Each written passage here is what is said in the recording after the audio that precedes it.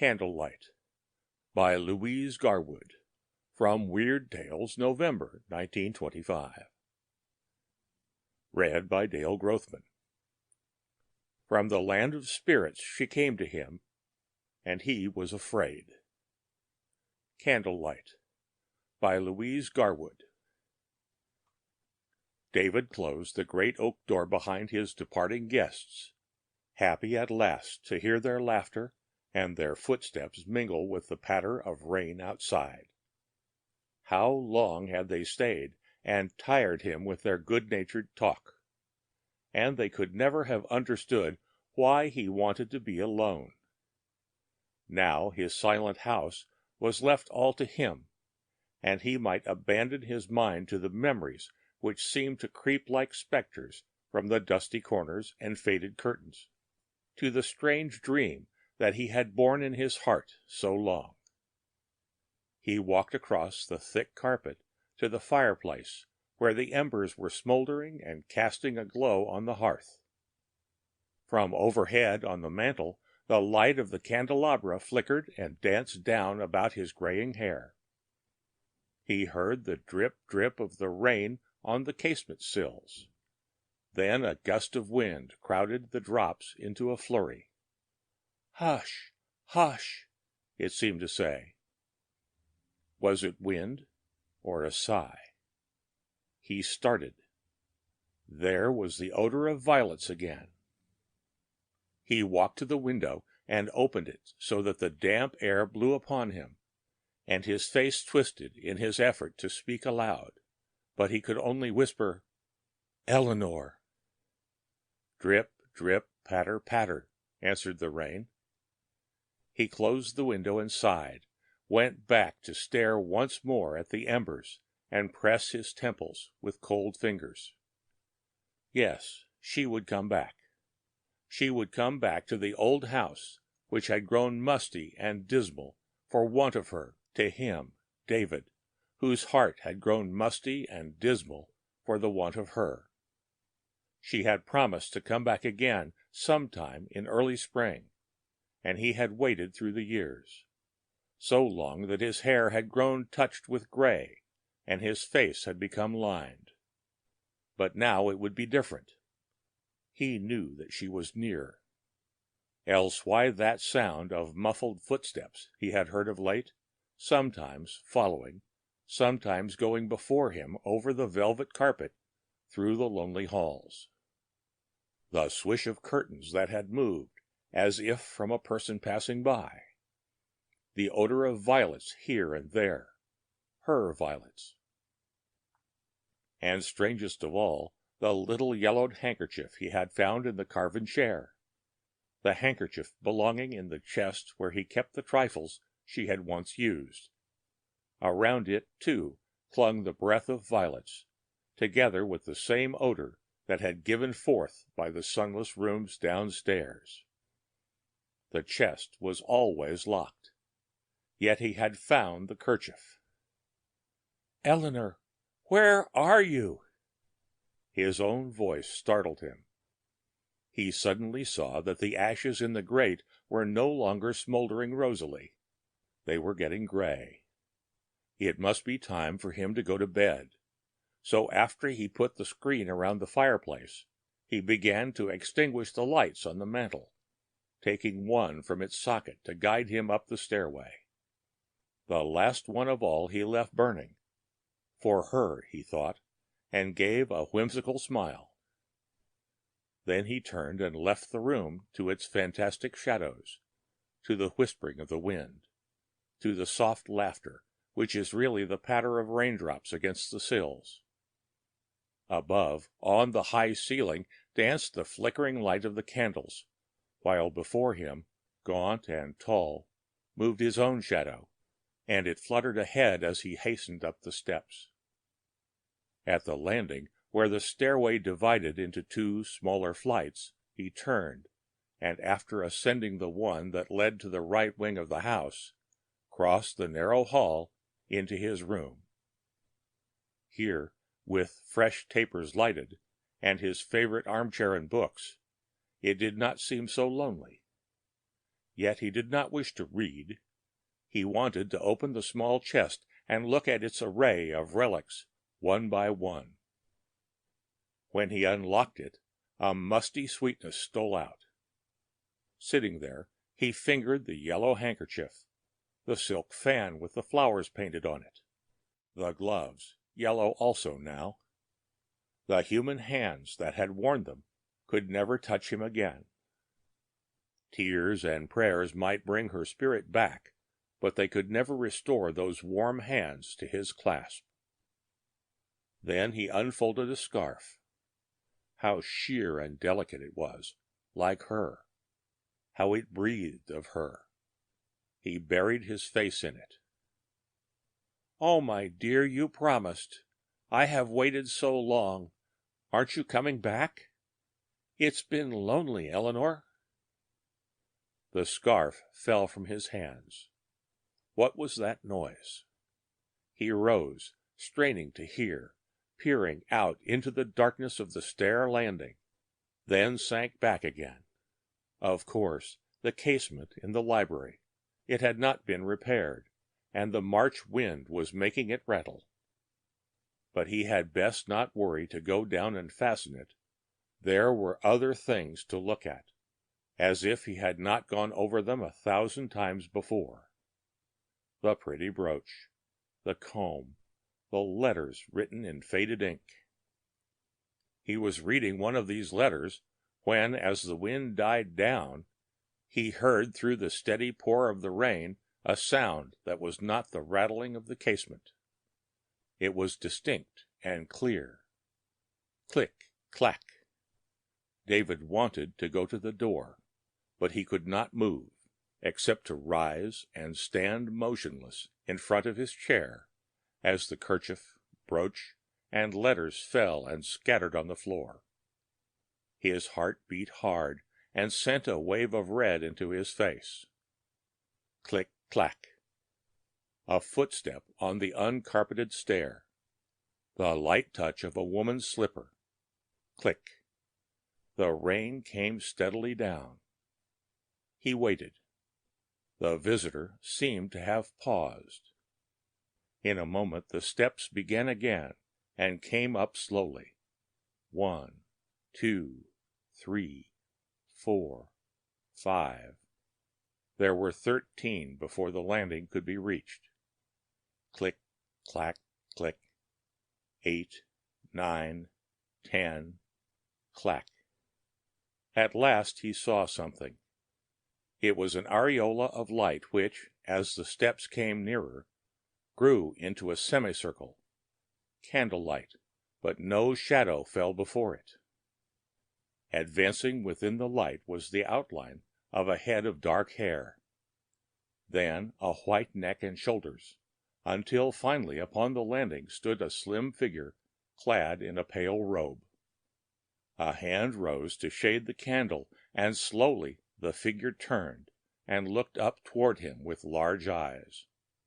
A thick braid fell over each shoulder. David tried to hold out his arms. They were leaden. "Eleanor," he tried to call.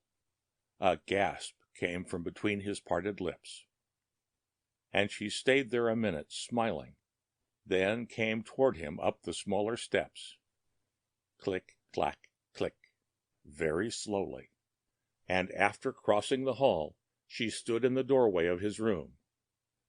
There she paused again, and those tender words of welcome which he had yearned to say through all the years could not come. A strange timidity held him back from her. He wanted to fall upon his knees and cry. At last he uttered haltingly words. You have come." "Yes, David, I have come." Her voice was calm and sweet. She advanced. Her dainty slippers touched the carpet noiselessly, and her long garment dragged behind with a sighing sound. When she reached the table where the lights were, she put her candle in the empty bracket, then sat down on a low stool facing David. It did not seem that she thought of coming nearer. How different this was from the meeting he had dreamed of. His own voice was calm as he said, "Why did you not come before? I have waited so long, darling." He stepped toward her, but leaned back against the table as he saw that she shrank away. Her eyes grew wide.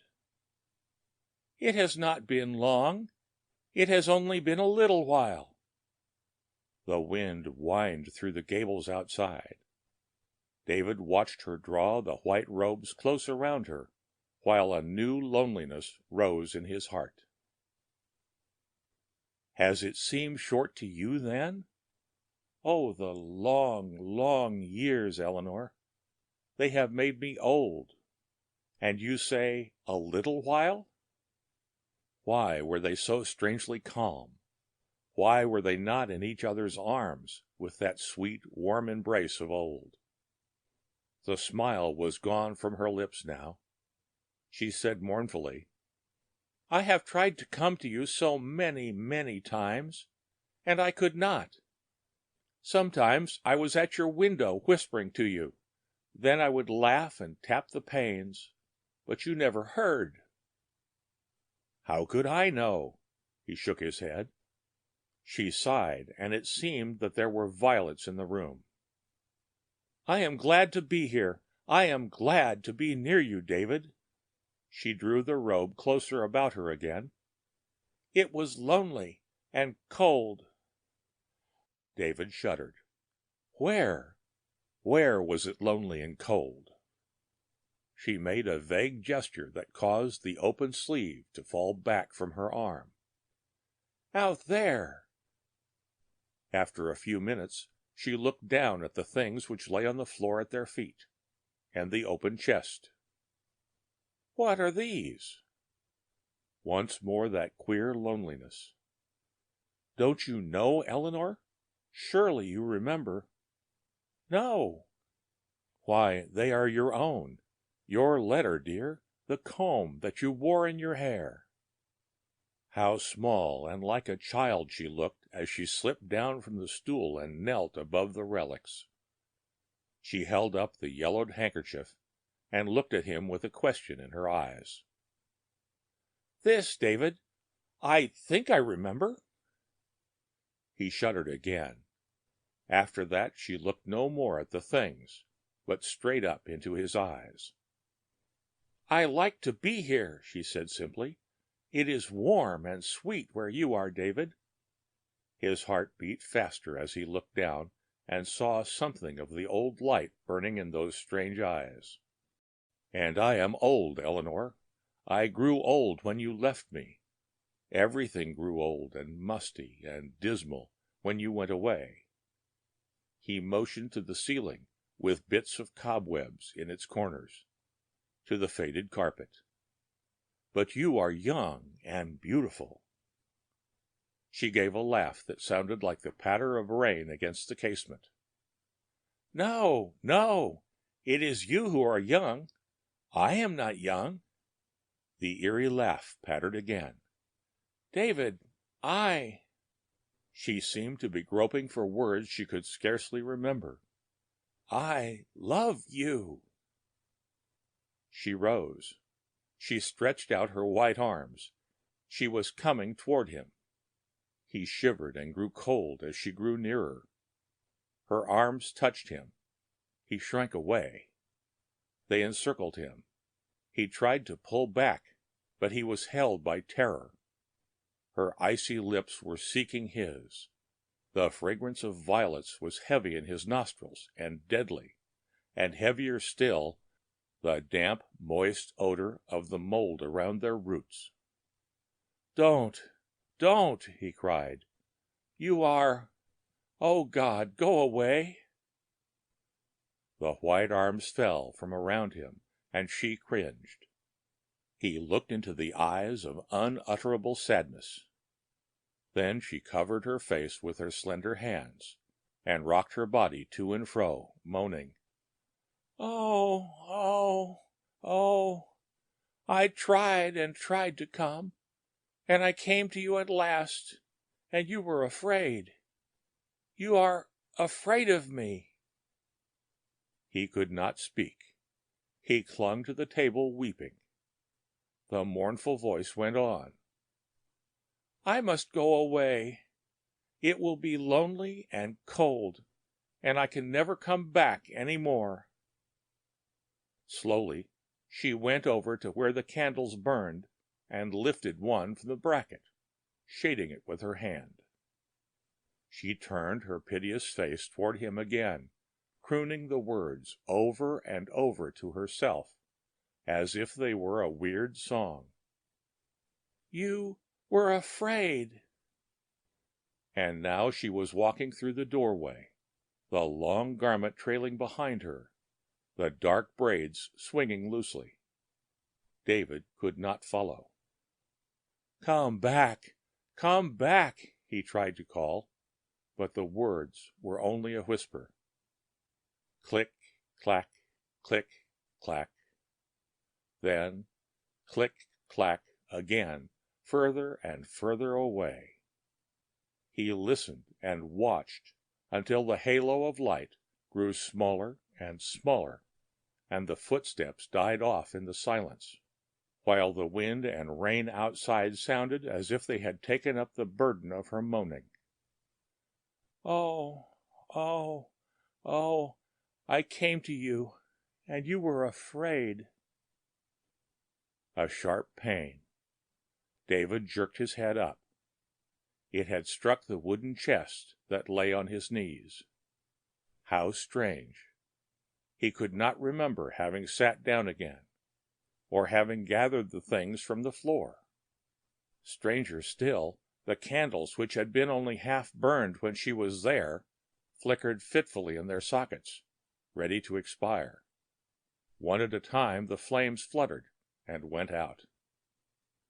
The next morning was bright and sunshiny, the sky all blue, and the trees and flowers were fresher from the last night's rain. As David looked out the window, the air was sweet, and he saw that the gardener had been putting out the new violet plants. From all around the garden their blooms looked up at him with bright faces, where drops of moisture lingered, shining like tears. Later, as he walked down the staircase, he found spots of the candle drip all the way, and the last socket of the brass candelabra on the mantel was empty. The end of Candlelight by Louise Garwood.